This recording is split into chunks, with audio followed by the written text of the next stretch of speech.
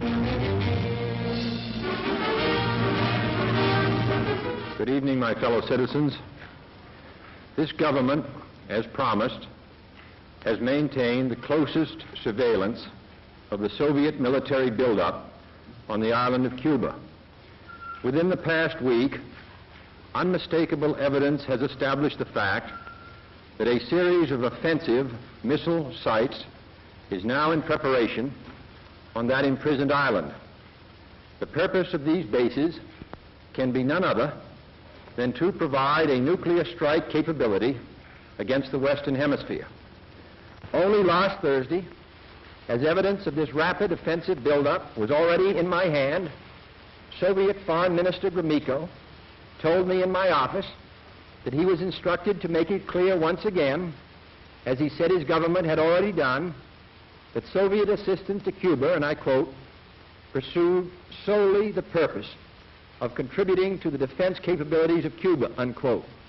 That, and I quote him, training by Soviet specialists of Cuban nationals in handling defensive armaments was by no means offensive. And that if it were otherwise, Mr. Gromyko went on, the Soviet government would never become involved in rendering such assistance, unquote. That statement also was false. Acting therefore in the defense of our own security and of the entire Western Hemisphere, and under the authority entrusted to me by the Constitution, as endorsed by the resolution of the Congress, I have directed that the following initial steps be taken immediately. To halt this offensive buildup, a strict quarantine on all offensive military equipment under shipment to Cuba is being initiated. All ships of any kind bound for Cuba, from whatever nation or port, will, if found to contain cargoes of offensive weapons, be turned back. It shall be the policy of this nation to regard any nuclear missile launched from Cuba against any nation in the Western Hemisphere as an attack by the Soviet Union on the United States, requiring a full retaliatory response upon the Soviet Union.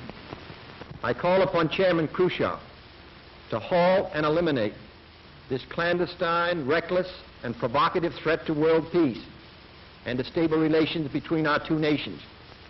I call upon him further to abandon this course of world domination and to join in an historic effort to end the perilous arms race and to transform the history of man.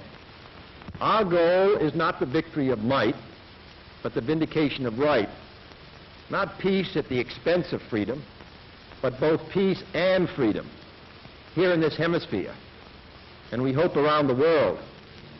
God willing, that goal will be achieved.